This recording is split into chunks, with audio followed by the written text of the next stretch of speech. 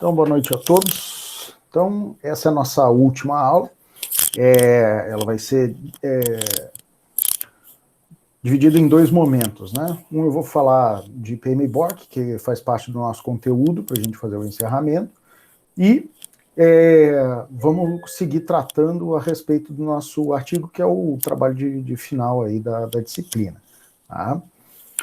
Bom, então, dentro daquilo que a gente estava conversando, né, que são os modelos abrangentes de governança, a gente viu que dentro da governança de TI nós temos uma série de disciplinas e modelos que eles auxiliam numa gestão com mínimo de decência, né, da governança da TI dentro da empresa e o seu alinhamento estratégico com os objetivos corporativos, tá bem? Então existe um modelo, né, genérico para gestão de projetos, que chama-se PMBOK. Tá? Então, PMBOK é o acrônimo de Project Management Body of Knowledge. Senhor, desculpa interromper. Eu vi que tu tá informando algumas pessoas ali que já tinha entregado. Eu também entreguei o meu, não sei se tem passou alguma retenção, eu não estava... Não, nós vamos tratar, como eu falei há pouco, nós vamos tratar do trabalho depois que depois que a gente passar esse conteúdo aqui. Ok. Pode continuar. Então, PMBOK é o acrônimo para Project Management Body of Knowledge. Na verdade, aqui a tradução é o corpo de conhecimento para gerência ou gestão de projetos. Tá? Então, na verdade, o que é? É um compêndio, né, de uma série de boas práticas indicado para a gestão de projetos. A primeira versão desse cara foi publicada em 1996 pelo PMI, que é o Project Management Institute. É um instituto, né, uma organização focada no desenvolvimento de metodologias para a gestão de projetos. E eles consolidaram todo o conhecimento, né, e boas práticas desenvolvidas ao longo do tempo e publicaram esse livro, né, que tem todo esse conjunto de boas práticas. Então, como eu acabei de dizer, esse é um guia de boas práticas para gerenciamento de projetos. Ele não é, assim, uma norma, né? Ele não é um negócio quadradinho. Ele é um conjunto de sugestões, né, e orientações que são adequadas para a gestão de projetos. Tá dando um barulho aí no microfone, eu não sei o que é. Parece que estão mexendo uma caneta, alguma coisa, mas tá bem alto. Isso. Eu não tô ouvindo. Eu tô. Agora. Professora, no teu microfone, não sei se daqui a pouco não tá raspando em algo. Ah, tá. Ele tá batendo. É isso aqui? É isso aí mesmo. Tá batendo na gola do meu... Eu vou falando e ele fica raspando aqui no zíper do meu casaco. Melhorou agora? Sim, sim. Ah, bem. Vamos lá. Então, quais são os objetivos do PMBOK? Só um minutinho, deixa eu só...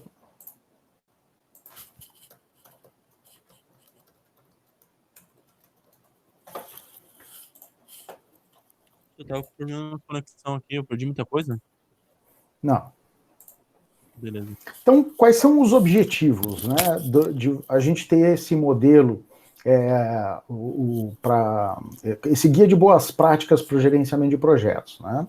É identificar o subconjunto do corpo de conhecimentos em gerente de projeto, que é amplamente reconhecido como uma boa prática, e alinhar o conhecimento entre todas aquelas pessoas que praticam essa atividade, o gerenciamento de projetos.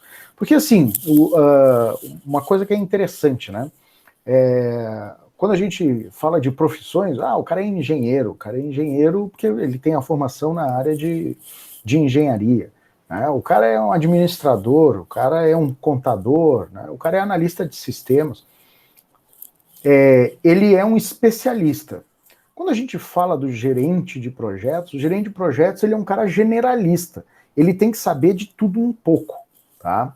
E normalmente não, agora provavelmente já deva ter alguma formação, né, de tecnólogo em gerente de projetos ou alguma coisa do tipo. Mas a atividade de gerente de projetos, ela é uma atividade de alguém que tem que saber de tudo um pouco e tem que saber bastante de administração de uma maneira geral, né? Até para poder coordenar todos os aspectos inerentes a um determinado projeto, não só aqueles aspectos administrativos, mas também como aqueles aspectos que são operacionais e extremamente técnicos, né? Então, para que todos os profissionais que sejam gerentes de projeto, eles falem a mesma língua, eu preciso primeiro fornecer um vocabulário comum, né? Então, assim como nós da computação, quando fala o que é um ponteiro, né? Vocês sabem, ou deveriam saber pelo menos, né? O que é um roteador, o que essas palavras, esse vocabulário, ele faz parte do nosso do nosso dia a dia e da nossa profissão, né? Então, eu preciso... e todas as pessoas que trabalham nessa área, elas têm que saber disso. Então, para o camarada ser gerente de projetos, o ideal é que ele tenha conhecimento do jargão, né, do palavreado, do idioma de gerenciamento de projetos. E isso é estabelecido, ou pelo menos é sugerido, dentro do PMBOK. Também,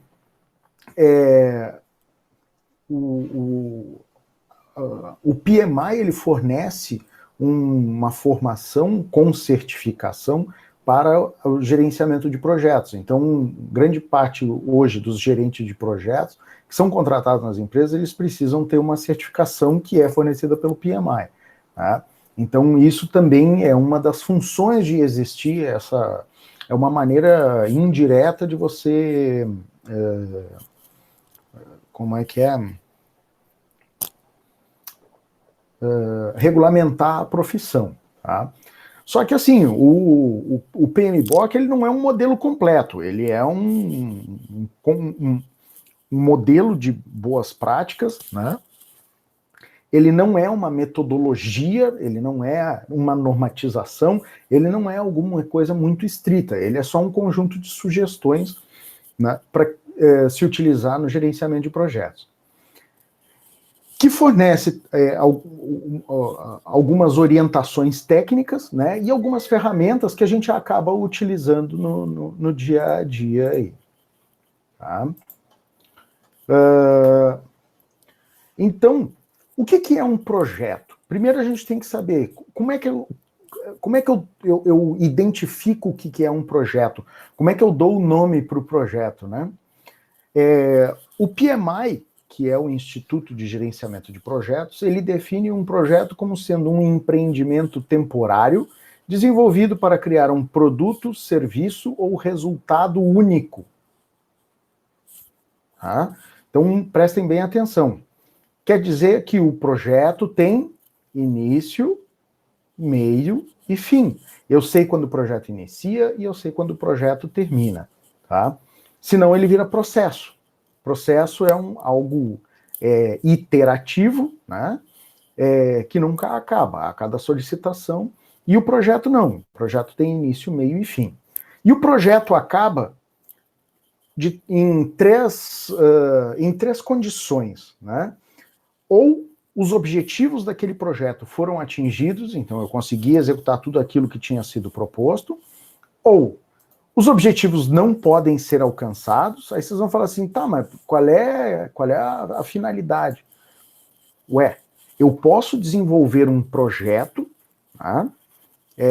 Por exemplo, a NASA pode desenvolver um projeto para colonizar Marte, né? É possível? Não se sabe. Ainda pode ser que não seja, né? Mas o que vai acontecer? As pessoas envolvidas nesse projeto, elas vão estudar todas as formas, fazer um levantamento, montar um planejamento e identificar que os objetivos eles não vão poder ser alcançados. Ou porque leva tempo demais, ou porque consome dinheiro demais, né? Ou porque nós não temos tecnologia suficiente ainda para isso. Mas o projeto, ele vai passar pela parte de planejamento e levantamento, e de repente até posso passar para a parte de execução. Tá? Mas em determinado momento eu vou identificar que os objetivos não podem ser alcançados. Por quê? Porque eu identifiquei um óbice que não pode ser vencido. Ou então quando a necessidade do projeto deixa de existir. Então eu estou... exemplo, né? Estou construindo lá uma rodovia e eu tenho que pensar uma ponte em cima de um rio. E aí começa levantamento, né? De repente passa até para execução, aí os caras resolvem fazer uma hidrelétrica que o rio vai secar. Então perde a finalidade de construir a ponte, né? Então eu posso simplesmente asfaltar que vai estar tudo certo, né? Tudo tranquilo. Bom, então gerenciar um projeto é o quê? Tá? É aplicar conhecimento, aplicar as habilidades, né? Aplicar ferramentas e técnicas às atividades do projeto para atender aos requisitos do projeto. Então, o que a gente vai fazer? A gente vai pegar todo o nosso conhecimento, né, e das pessoas que nos cercam, que estão envolvidas nesse projeto, né? Vamos utilizar um conjunto de ferramentas disponíveis, as técnicas que se conhece, né, e desenvolver aquele conjunto de atividades que são do projeto, né, que fazem com que o projeto aconteça dentro de requisitos que são especificados tanto de execução do projeto como de atingimento de objetivos. Tá? Então, gerenciar um projeto envolve o quê? Identificar os requisitos do projeto. O que eu preciso, para que eu preciso, né? Quais são as necessidades, a quem que eu tenho que atender. Então, toda aquela identificação do porquê, para quê e para onde, né, do projeto. Atender às várias necessidades, questões e expectativas dos stakeholders no planejamento e execução do projeto. Todo projeto tem o que a gente chama de patrocinadores, que são esses caras aí, os stakeholders, tá? Os patrocinadores são aqueles caras que viabilizam, ou eles são as partes interessadas no projeto. Tanto as partes que pagam, como aquelas partes que elas viabilizam. Né? Porque uma pessoa ela pode viabilizar um projeto não só injetando dinheiro, mas abrindo portas, né, e agindo politicamente. Então, esse é uma das características desses stakeholders. Então, quando se fala dos stakeholders, são todas aquelas pessoas que apoiam o fazer acontecer do projeto. Tá? Então, é bastante amplo. Mas são essas pessoas que elas têm que ser atendidas nas suas expectativas. A gente precisa que o projeto atenda as orientações e as expectativas desses caras, né? Por quê? Porque são eles que são os interessados. Para isso, eu preciso primeiro estabelecer e manter, né, um mecanismo de comunicação e de aprovação com esses caras para que eu não morra na praia, né? E para que eu também faça o lado político do projeto. Isso é bastante importante. E uma coisa também, e aí o que também envolve os patrocinadores, é gerenciar eles em direção aos requisitos do projeto. O que acontece? Assim como o patrocinador ele diz o que ele quer e o que ele espera, né, a gente também tem que orientar ele para que ele não espere nada absurdo, né, e para que ele não mude de ideia no meio do caminho, porque isso acontece bastante. A taxa de mortalidade dos projetos, de uma maneira geral, é maior do que 50%. Tá? Eu vou chutar que deva chegar a perto de 70%. Quando eu fiz a minha pós em gestão de projetos, isso foi se falava num número perto de 68%. Né?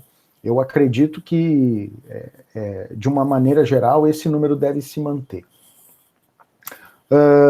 E, por fim, balancear as restrições que competem no projeto, tais como escopo, qualidade, cronograma, orçamento, recursos, riscos, entre outros. Então, o gerente de projeto, ele é um cara que ele tem que rebolar com o que ele tem, com as pessoas que ele tem, com o dinheiro que ele tem, né? Com o cronograma, com o tempo que ele tem, com o que ele pode fazer, com aspectos de qualidade, com os riscos que ele corre, e ele tem que fazer, ele tem que entregar aquele projeto de alguma maneira.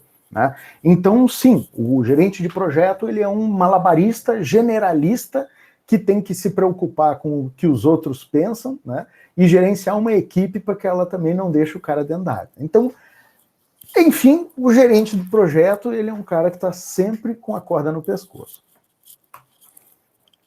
Beleza, e como é que é essa estrutura? O que o PMBOK tem, afinal, né? O PMBOK ele está dividido em 10 áreas de conhecimento, tá? Então, se a gente for olhar aqui, cadê meu apontador? Essas áreas de conhecimento, elas tratam, por exemplo, gerenciamento de integração. Então, eu tenho um conjunto de processos que eles são de integração do projeto. Depois, gerenciamento do escopo. Eu tenho um conjunto de processos que fazem parte do escopo do projeto. Tá? Depois eu tenho ali o gerenciamento de tempo do projeto. Então, é uma das áreas de conhecimento que a gente tem aí. Gerenciamento de custos, gerenciamento de qualidade, gerenciamento de recursos humanos, gerenciamento de comunicações, gerenciamento de riscos, gerenciamento de aquisições e gerenciamento de stakeholders, que é o gerenciamento dos patrocinadores. Então, ele se dividiu em 10 áreas diferentes, tá? Então, cada uma trata de uma caixinha. Só que essas áreas de conhecimento, elas têm processos, tá? Que eles estão em algum ponto do ciclo de vida do projeto, tá? E esse ciclo de vida do projeto, ele está dividido em 5 grupos, que, a saber, são os grupos de iniciação, planejamento, execução, monitoramento e controle e encerramento. Só para lembrar o que a gente viu lá atrás, PDCA, tá? Então, iniciação, planejamento, plan, do, check e act, né? E replanejamento.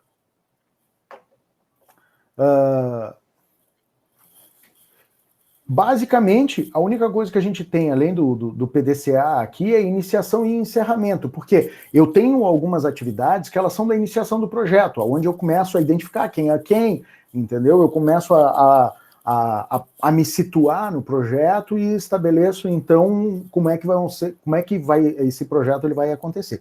E o encerramento do projeto porque assim, eu tenho que ter como ele é finito, eu tenho que marcar o início e marcar o fim. De alguma maneira, eu preciso consolidar informações no início e eu preciso consolidar informações e fazer um rescaldo de tudo que aconteceu no encerramento, tá? Mas é planejamento, execução, monitoramento e controle, tá? Bom, como é que os grupos de processo, então, eles estão distribuídos, tá? Então, os processos de iniciação, eles contemplam a elaboração do termo de abertura do projeto e identificar as partes interessadas. Então, quando eu vou desenvolver um determinado projeto, eu preciso elaborar o termo de abertura, o que ele faz? Ele é um termo formal que marca o início do projeto, né, a abertura do projeto, e ele também ele é uma forma de captar autorizações para que aquele projeto seja levado adiante. Então é como se as pessoas, os stakeholders, aquelas pessoas que estão viabilizando aquele projeto, elas assinem dando poderes ao gerente do projeto para que ele possa levar esse projeto adiante, tá?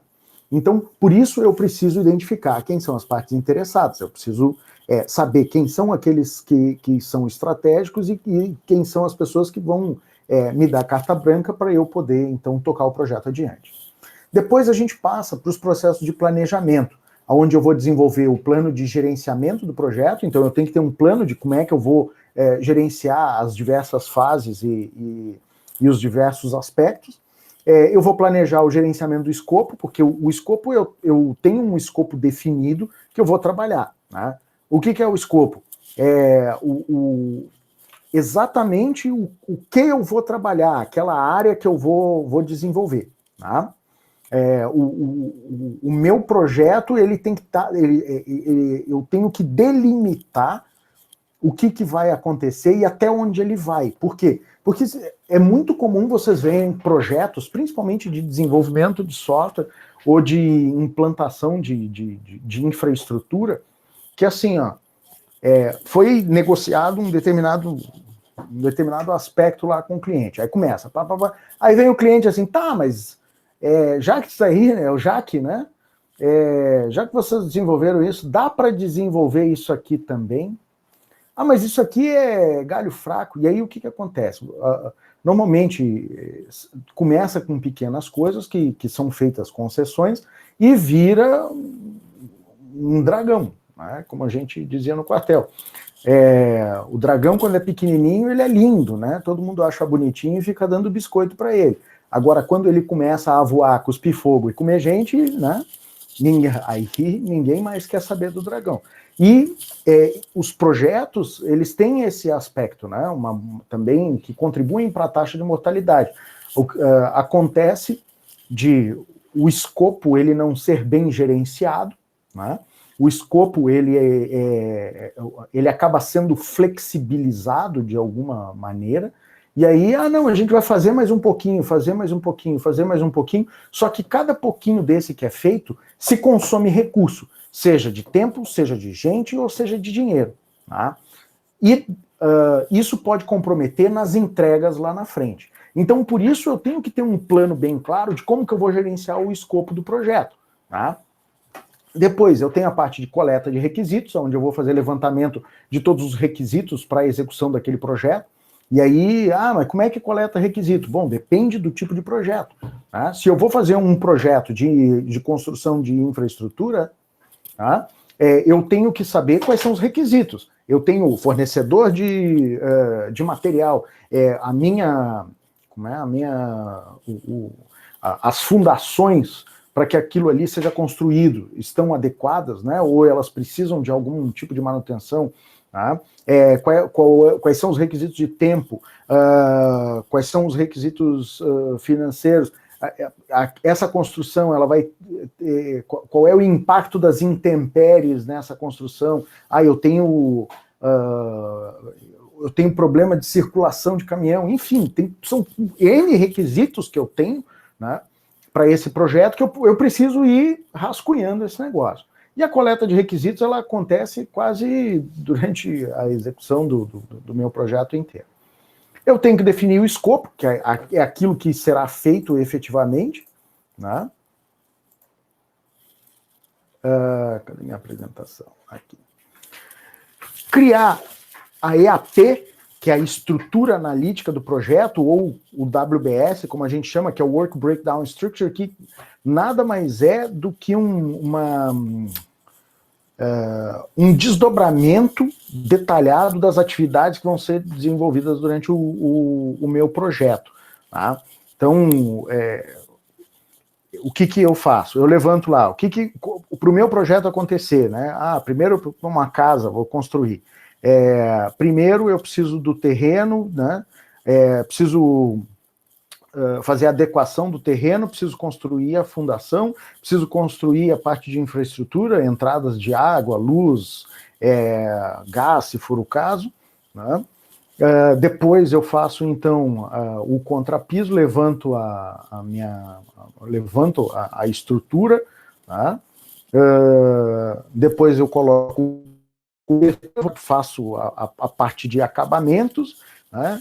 E aí pintura, enfim, né? Exemplo. Então, para cada uma dessas fases, eu tenho um conjunto de atividades que eu vou colocar nessa estrutura analítica do processo. Então, vamos lá. Eu coloco um tópico lá. adequação do terreno. Beleza. E aí eu vou dividir isso em subatividades, né?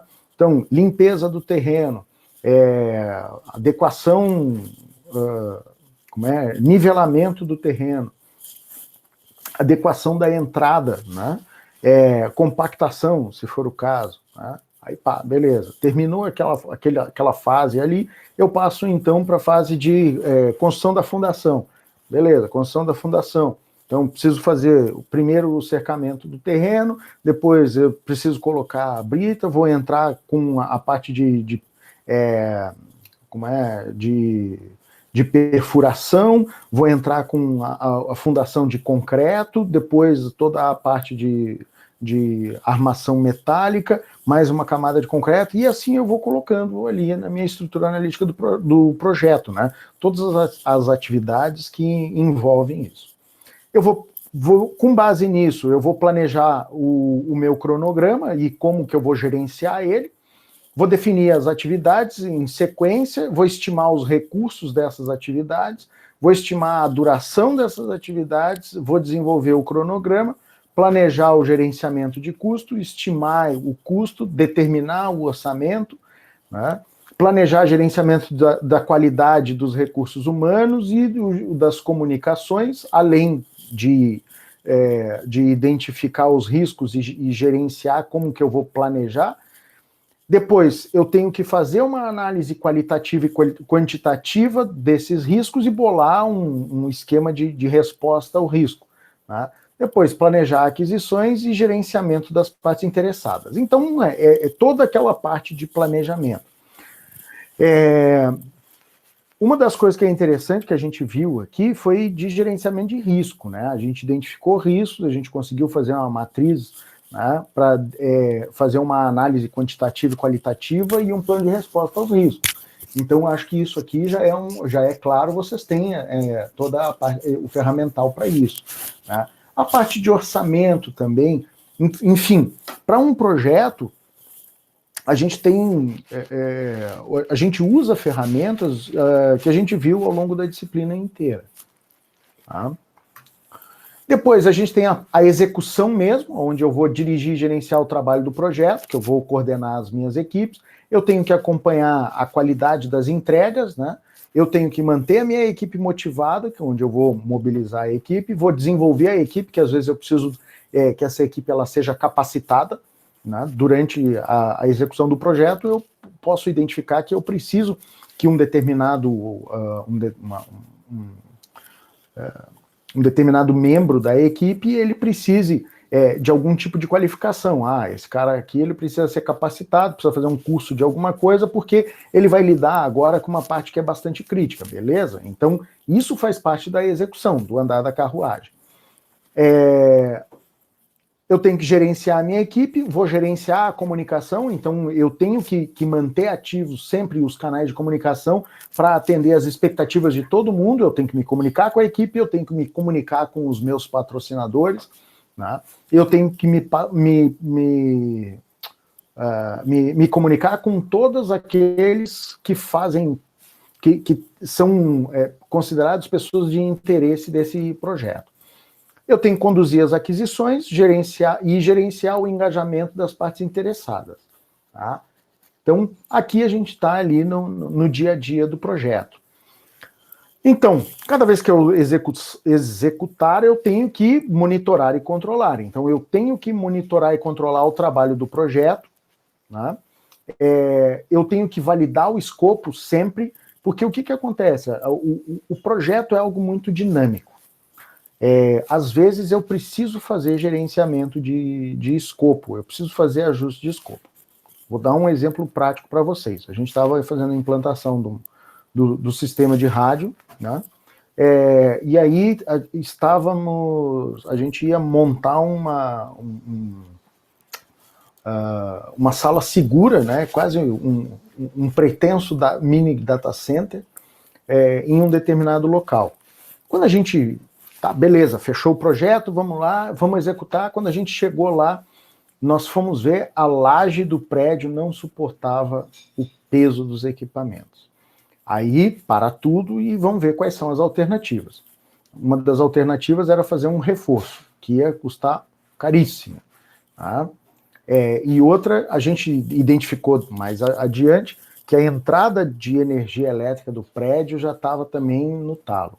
Nós tivemos que, para tudo, vamos fazer um reajuste do escopo do projeto. Então, aquela sala que seria em um determinado local, ela vai ser colocada em outro local. E aí nós fizemos um planejamento, né, dos locais possíveis e qual seria o impacto no custo, e acabamos identificando uma que não teria impacto nenhum e que a única coisa que a gente precisaria era só replanejar a estruturação da rede. Então, foi o que nós acabamos fazendo, né? Acabamos colocando os equipamentos num outro local onde a laje, né, tinha suporte para o peso que a gente queria colocar em cima.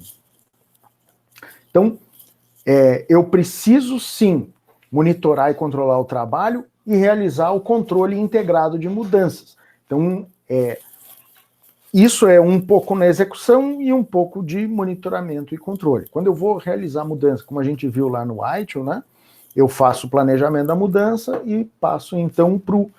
na verdade, eu identifico a mudança, eu registro e eu passo para a fase de replanejamento. Né? Então, eu faço um check, aí eu vou de novo para o plan e vou executar de novo.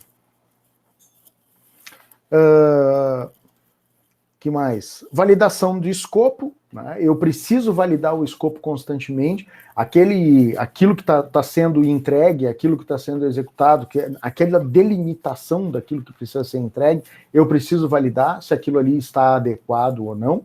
Vou controlar o escopo e eu tenho que fazer o acompanhamento do cronograma também, junto com os custos, qualidade, as comunicações, tenho que olhar para os riscos, tenho que fazer o acompanhamento das aquisições e o engajamento do pessoal.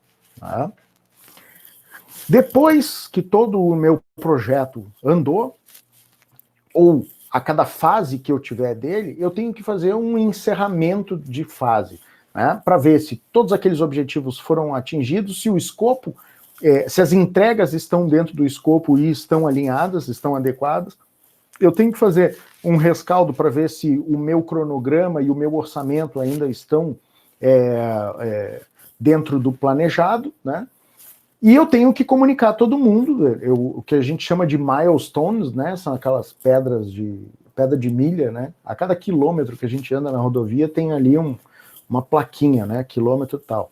Então, mesma coisa no projeto, né? Durante o andamento do projeto, eu tenho as plaquinhas, ou então as pedras de milha, as milestones, que são as pequenas entregas, ou são essas pequenas fases. Então, quem está de fora consegue entender que o projeto está caminhando. Por quê? Porque às vezes um projeto ele pode levar 2, 3, ele pode levar 10 anos, né? Dependendo do tipo do projeto. E se alguma pessoa ela botou dinheiro nisso e não está vendo o andamento, daqui a pouco ela vai se enlouquecer, ela vai falar, pô, mas e aí, vocês não estão fazendo nada? Né? Então, esse conceito de fazer, de criar os encerramentos de fase, né, ou pelo menos ter essas pequenas entregas, é bastante interessante para que as pessoas se satisfaçam mantendo a percepção de andamento do projeto. E quando eu encerro o projeto, eu faço o encerramento e eu tenho que encerrar as aquisições. Por exemplo, contratos de fornecimento, eu tenho que chegar para todos os meus fornecedores e falar assim, ó, valeu, tá? Encerramos o projeto e era isso. Porque às vezes eu tenho contratos de fornecimento ou contratos de prestação de serviço que ficam vigentes. Então eu tenho que dar um jeito de cortar todos esses caras. Tá? Bom, qual é a aplicabilidade do modelo? Onde é que esse modelo ele pode ser utilizado? Em qualquer projeto de qualquer natureza, entendeu? Eu posso fazer até o projeto de reforma do jardim da minha casa, né? Embora eu moro em apartamento. Eu posso utilizar todo esse conceito do modelo para o gerenciamento de projetos de qualquer natureza, porque ele não é um modelo quadradinho, né? Ele é um conjunto de boas práticas para o gerenciamento de projetos e que eu posso usar em projeto de engenharia, em projeto de TI, em projeto da área médica, eu posso usar em projeto de qualquer coisa, né? A maior parte das ferramentas que tem no mercado aí para gerenciamento de projetos, vocês já devem ter ouvido aí falar de MS Project, né? E outras ferramentas também que são menos conhecidas, elas suportam esse modelo de alguma forma, até porque esse modelo é aceito no mercado. Mas as maiores dificuldades que a gente tem é pela resistência dentro das empresas, né? Quando você... Porque o que acontece? O gerente do projeto, ele é um gerente que tem que ter acesso a todo mundo. Ele é um cara que ele não está dentro de uma caixinha fechada. Ele precisa transitar horizontalmente e diagonalmente na empresa. Então, desde a alta gestão até o peão, ele não acaba não tratando de forma compartimentada. E a gente sabe que existe uma cultura corporativa muito... como é que eu vou dizer? Muito conservadora nesse aspecto, onde qualquer pessoa que venha de fora, conservadora e corporativista, né? Onde pessoas que venham de fora ou pessoas que venham de outro setor, elas acabam sendo vistas como invasores, né? E aí o cara começa, então, como gerente, né, distribuir atividades, o cara vai falar assim, mas você não é meu chefe. Então, é bem difícil. Existem empresas que têm já uma estrutura mais projetizada, empresas de TI se tem um pouco mais de facilidade, até pela característica do profissional de TI, de se aplicar esse modelo, né? Agora, empresas que são de outros setores, que são mais conservadores, principalmente da área de engenharia, é bastante complicado. Mas é um modelo adequado para ser utilizado em qualquer cenário, tá? Então, para a gente encerrar, quais são os benefícios da utilização desse modelo? É o aumento do retorno do investimento, tá? Melhoria da satisfação do cliente, porque eu consigo alinhar a minha comunicação e a expectativa com ele, daquilo que vai ser entregue. Melhoria no alinhamento dos projetos com os objetivos estratégicos, porque aí eu consigo entender como a empresa funciona e eu consigo ir alinhando o projeto para ele se parecer mais com essa empresa. Eu tenho uma melhoria no tempo de lançamento de produtos e serviços, porque o que acontece? Eu crio processos que eles são bem definidos, né? E quando eu quero criar um novo produto, quando eu quero colocar alguma coisa nova no mercado, fica mais fácil. Por quê? Porque eu já tenho uma metodologia desenvolvida e eu tenho como... eu já sei para quais os aspectos que eu tenho que olhar e como que eu vou coordenar essas atividades para acelerar, para deixar de uma forma mais menos perdida, eu acho que essa é a palavra, todo esse processo de uma nova entrega. Melhoria nas estimativas de prazo e custo, porque aí a partir do momento que eu sento e faço aquele exercício de detalhamento, né, que eu faço um levantamento detalhado dos meus requisitos, dos elementos que eu preciso, dos recursos que eu preciso, e eu consigo fazer um orçamento melhor, e eu consigo ter, então, uma estimativa melhor, né, de quanto tempo eu vou levar para executar as coisas e quanto custa, e, consequentemente, isso vai impactar na melhoria do meu cronograma. O meu desencaixe de cronograma ele vai ser bem menor, tá?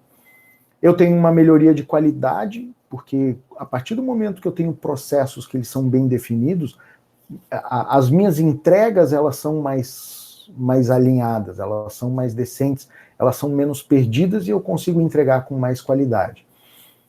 Eu aproveito melhor os meus recursos humanos, então o meu pessoal eu vou coordenar de uma maneira mais coordenar de maneira coordenada, não, né? Mas eu vou coordenar essas pessoas de uma maneira mais estruturada, tá? Eu já sei como que eu tenho que tratar, eu não vou ficar...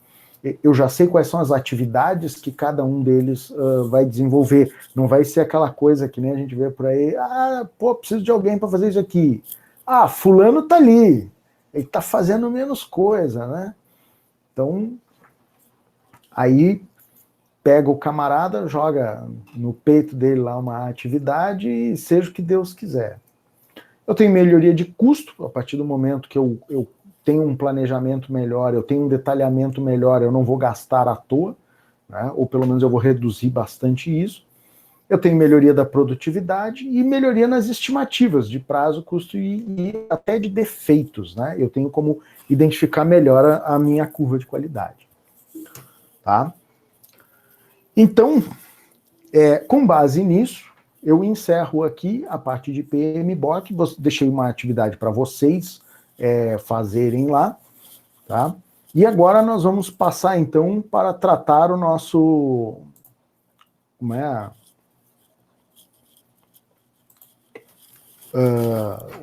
Para tratar o nosso... a entrega do final da nossa disciplina, tá? Então, encerramos isto aqui. Dúvidas, choros e lamentações sobre gestão de projetos. Eu não vou entrar eu acho que PMBOK é um negócio bem interessante, mas requer um detalhamento. Isso aqui, imagina, né? Quando fala em gerência de projetos, a gente está falando de um curso de pós-graduação de 18 meses, né? Então, não vai ser em uma aula, ou até mesmo em 6 meses aqui, de uma disciplina, que a gente vai conseguir ver tudo. Então, só para vocês terem uma ideia e saberem que existe. Eu deixei para vocês um vídeo que fala de Scrum, tá? Scrum é uma técnica, não chega a ser de gerenciamento de projetos, né? Mas ele é uma das metodologias ágeis que a gente usa,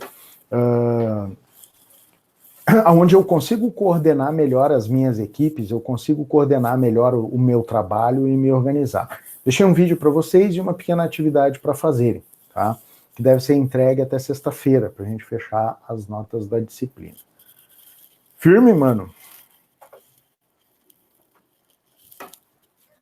Tranquilo. Dúvidas, choros e lamentações. O que é? Consegue a gravação da aula?